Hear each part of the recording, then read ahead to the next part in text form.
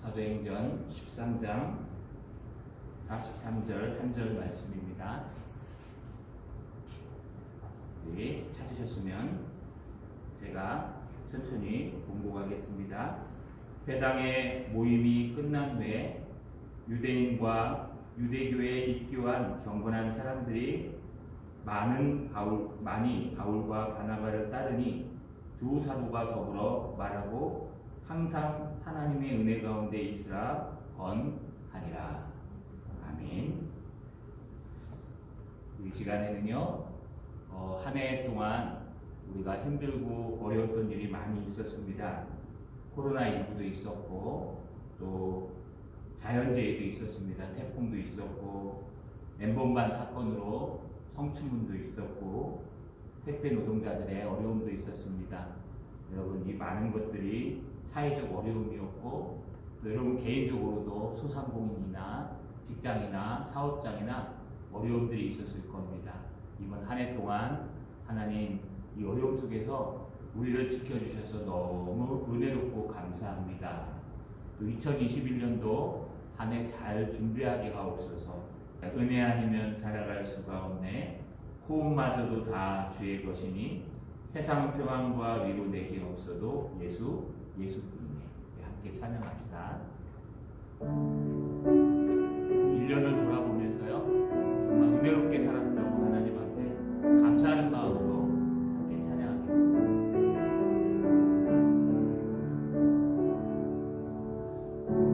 은혜 아니면 살아갈 수가 없네. 꽃마저도 다 주의 것이니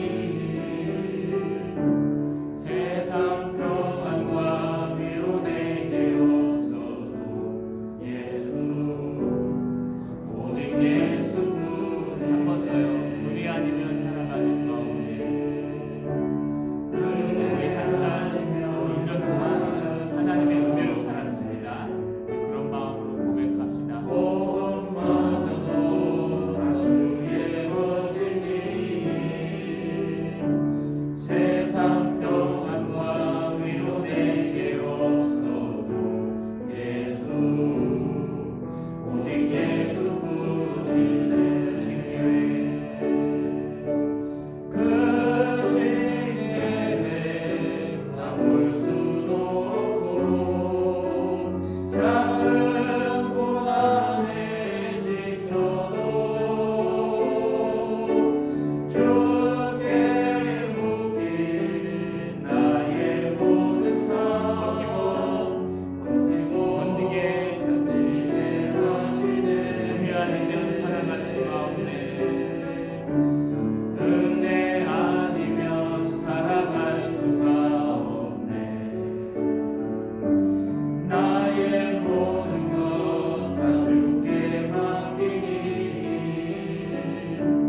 참된 평안과 위로 내게 주신 주 예수, 오직 예수뿐이네. 할렐루야. 여러분, 한 해를 돌아보면요, 은혜 아니면 살아갈 수가 없는 한 해였습니다. 코로나19가 이렇게까지 극성을 부릴 줄은 몰랐습니다. 2월달만 해도 금방 수그러들겠지 하고 생각했는데 우리의 삶을 모두 다 잠식시켰습니다. 또 올해 유난히 폭풍도 태풍도 많이 왔고요. 많이 와서 피해들을 많이 주었습니다. 또 성추문 사건이나 노동자들의 사건도 많은 어려움들을 주었습니다. 그래서 뉴스만 보면요, 정말 2020년은 뉴스 보기 싫은데 보면 볼수록 화가 나고 답답한 한 해였습니다. 그래도 우리가 이렇게 살아갈 수 있는 것은요, 하나님의 은혜 때문에 그렇습니다. 제가 2021년도는 하나님 무엇으로 살아가야 됩니까? 계속 기도하는데요, 어느 날 산에 올라가면서 여러분 하나님의 말씀을 계속 귀에 꽂고 읽고 있는데 사도행전 제가 설교했던 비시디아 안디옥 말씀이 계속 읽혀지는 겁니다. 그 끝에요, 뭐라고 되어 있냐면 바로 여러분이 오늘 읽으신 말씀대로 맨 끝에 사도행전 13장 43절 끝에요. 두 사도가 더불어 말하고 항상 하나님의 은혜 가운데 있으라 권하니라. 할렐루야. 여러분, 이것이 저의 마음을 스치면서요, 정말 우리가 은혜 아니면 살아갈 수가 없고, 정말 항상 은혜 가운데 있지 않으면 우리가 금방 넘어질 수밖에 없구나. 그래서요, 2021년도는 항상 은혜 가운데 있으란데요, 저는 거하라, 번역해서 거하라라고 세웠습니다. 2021년도는요, 이 말씀을 통해서 항상 은혜 가운데 거하는 저와 여러분 되시기를 주님의 이름으로 축복합니다. 여러분, 이 비시디아 안디옥 설교는요, 왜 이런 은혜 가운데 거하라고 얘기했을까요? 이 과정들은 아마 여러분이 강해 설교를 들으셔서 기억나시는 분들도 있을 겁니다. 안디옥 교회에서요, 처음으로 선교사를 파송했습니다. 전도팀을 파송한 거죠. 다른 나라니까 선교라고 하는 게 더 맞을 겁니다. 담임 목사인 바나바와 부목사인 보조하는 바울과 둘을 따로 세워서 전도를 위해, 선교를 위해서 파송했습니다. 거기에 누가 따라갔냐 하면 마가 요한이라는 마가복음을 쓴 마가가, 청년 마가가요, 바나바의 생질 조카인데 따라 나섰습니다. 3명에서 구브로 섬에 가서요, 하나님의 은혜 가운데 놀라운 복음의 역사를 일으켰습니다. 근데 문제는요, 구브로 섬 이후로부터 바나바에게 역사가 나타나야 되는데 부선교사의 부사역자인 바울에게 하나님의 역사가 나타나는 겁니다. 그때부터 성경을 보면요, 구버를 떠나서 버가로 갈 때에 뭐라고 기록되어 있냐면, 그전에는 바나바와 바울인데 바울과 바나바 일행이 이렇게 기록되어 있습니다. 여러분, 버가는요, 배를 타고 가는 그런 항구 도시여서, 항구 도시는 많은 무역들과 많은 섬들이 많은 그런 도시들이기 때문에 그곳에서 아마 큰 일을 계획하고 갔을 겁니다. 여러분들이 서울이나 대구 갈 때 마음에 큰 마음을 갖고 가듯이 가서 뭔가 큰 하나님의 역사가 일어날 거야 라고 생각하고 버가에 도착했는데, 거기서 안 좋은 일이 2가지가 생겼습니다. 하나는요, 마가 요한이 예루살렘으로 돌아가 버렸습니다. 우리가 추정하건대 아마 자기 생질 삼촌인 바나바가 담임 목사님인데, 선교 팀장인데, 갑자기 바울이 팀장처럼 앞으로 팍 나오고 하나님의 역사가 바울을 통해서 일어나니까요, 화가 난 것 같아요. 팔은 안으로 굽는다고. 왜냐하면 그는 자기를 파송해준 안디옥 교회로 돌아간 게 아니라, 여러분, 자기 어머니가 계시는 마가다락방의 주인공인 어머니가 계시는 마가 예루살렘으로 돌아갔습니다. 여러분, 같이 가다가 한 사람이 낙오하면 얼마나 가슴 아픈지 몰라요. 같이 함께 동역하다가 한 영혼이 떨어져 나가면요, 내 살점을 떼어내는 것 같은 아픔이 있습니다. 여러분, 아마 코로나 시대에 많은 목회자들이 지금 그런 아픔을 느끼고 있을 겁니다. 이런 힘들고 어려운 시대에 바울에게 또 하나 어려움이 생겼습니다. 그것이 뭐냐 하면, 바울은 다메섹에서 예수님을 만난 후에 여러분 안질이 생겨서 질질 눈꺼풀이 쌓이는데, 그런 아픔 속에서 버가라는 그 온도가 낮은 곳에 들어가니까요, 항구 도시에, 습기 많은 도시에 들어가니까 풍토병이 일기 시작했습니다. 이 풍토병은요, 지금으로 얘기하면 코로나랑 똑같습니다. 이 당시에는 의학이 발달되지 않았기 때문에 여러분, 풍토병은요, 그냥 열이 많이 나고 폐가 수종이 타고 두드러기가 나고 피부병 계열이나, 아니면요, 여러분, 이 폐혈증 계열로 해서 폐렴으로 사망하는 것, 열이 많이 나서 사망하는 것, 열사병이라고도 얘기하죠. 우리 코로나도 비슷하죠, 여러분. 온도 왜입니까? 열이 많이 나게 되어 있습니다. 그래서 사도 바울이 지금 풍토병에 걸려서, 지금으로 얘기하면 코로나에 걸려서 버가에서 사역을 전혀 할 수 없는, 그렇지 않겠습니까? 가슴을 도려내는 팀이 하나 빠져나갔죠.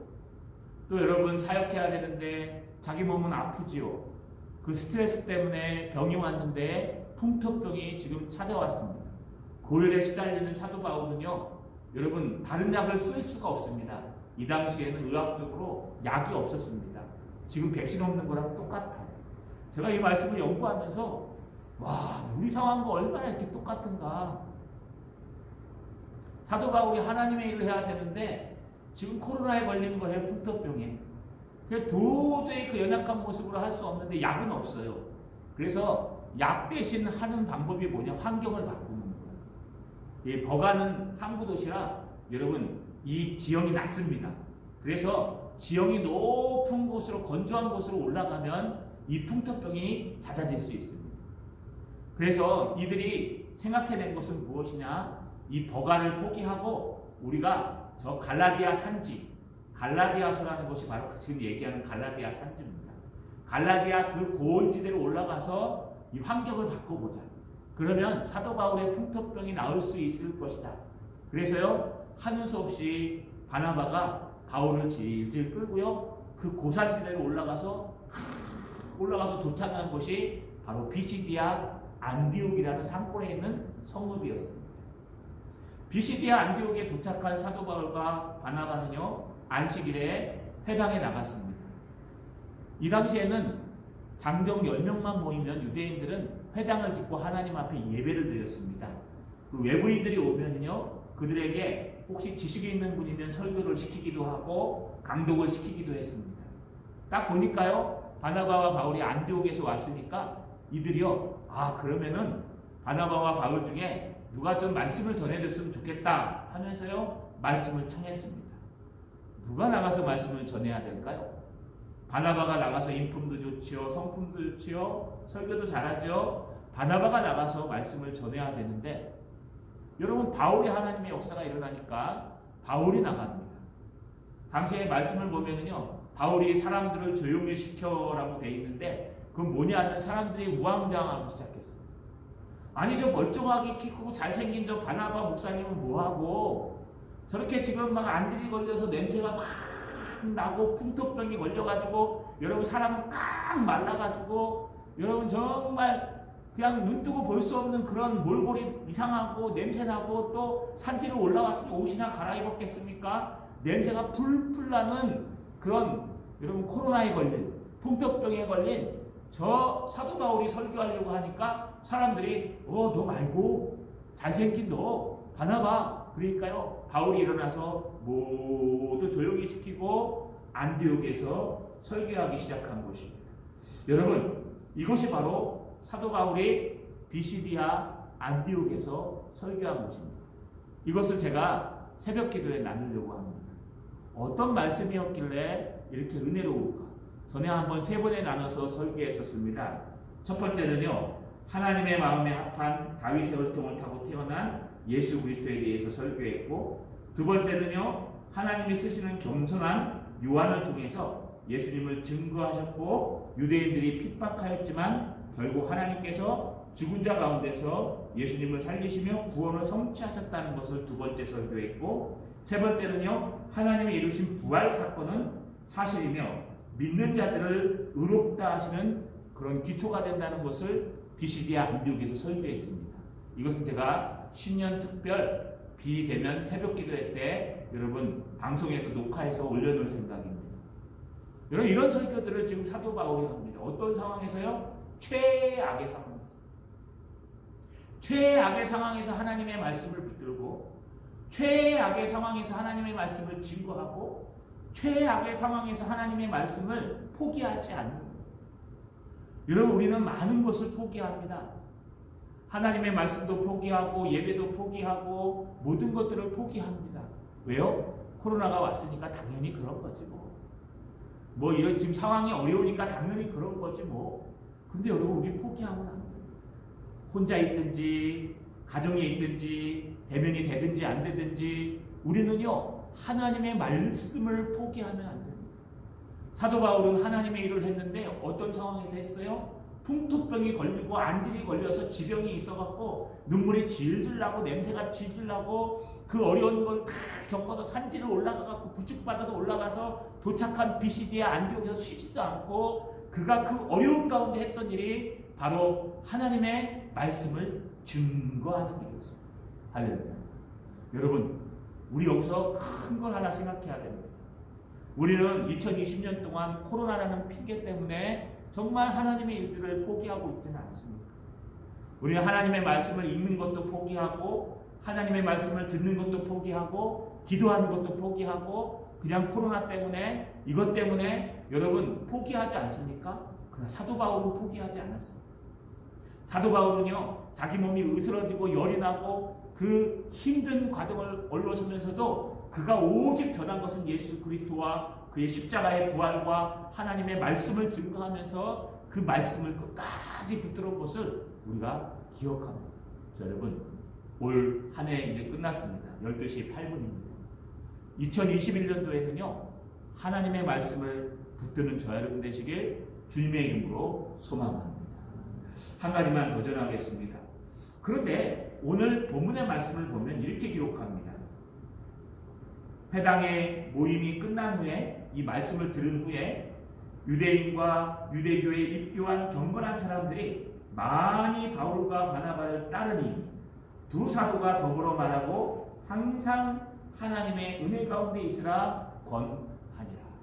회당에서 들은 사람들이요 삐짝 마른 게 나와가지고 냄새가 나는데 열병에 걸려갖고 이제 환경을 바꾸니까 좀 나와가지고요 거기서 설교하니까 막 웅성웅성하니까 사도 바울이 조용히 하십시오 하고 복음을 탁 전하고 나니까요 이 복음의 능력이 얼마나 세냐 처음 듣는 그들의 마음이 변하기 시작했어요. 그들의 마음이 뜨거워지기 시작했어요. 야, 이 복음에 대해서 메시아에 대해서 알고 싶다. 예수 그리스도에 대해서 알고 싶다. 부활신앙에 대해서 알고 싶다. 그래서요 유대인들과 유대에 입교한 경건한 사람들 원래 유대인들과 또 타인이었는데 이방인이었는데 할례를 받고 유대교에 입건한 경건한 그 비시디아 안디옥에 있는 많은 사람들이요 어떻게 합니까? 바울과 바나바를 따르니 이 따르니라는 헬라어 원문의 뜻은요 제자가 되다 따르다 라는 뜻입니다. 그러니까 사도 바울에게 배우기 위해서 저를 제자 삼아 주십시오. 저에게 좀 가르쳐 주십시오. 아 목사님 말씀 좀 가르쳐 주십시오. 저에게 좀 강의 좀 해주십시오. 뭐 신학 좀 배우게 책 좀 소개해 주십시오 하면서 막 무엇인지 막 따라서 배우고 싶은 거예요. 왜냐하면 이런 복음을 들어본 적이 없기 때문에. 여러분 그 듣고자 그들이 막 따르니까요 두 사도가 한 두 가지 행동이 있습니다. 여러분 43절 우리 중반 하반절에 보시면 두 사도가 더불어 말하고 항상 하나님의 은혜 가운데 있으라 권하니라. 더불어 말했다는 건 뭐냐 하면요 더불어 앉아서 대화했다는 뜻입니다. 지금으로 얘기하면 속으로 제자 훈련을 했다는 뜻이에요. 지금으로 얘기하면 앉아가지고 서로 대화하면서 모르는 거 물어보면 대답해주고 가르쳐주고 교리를 일일이 가르쳐주는 이런 제자 훈련을 했다는 뜻이고 권한이라는 뜻은요 여러분 설교했다는 뜻이에요. 하나님의 말씀을 선포했다. 그런데 그 말씀이 어떤 말씀이냐 하면요 항상 하나님의 은혜 가운데 있으라. 할렐루야. 집에 있는 분들 이곳에 나오신 분들 따라하세요. 항상 한번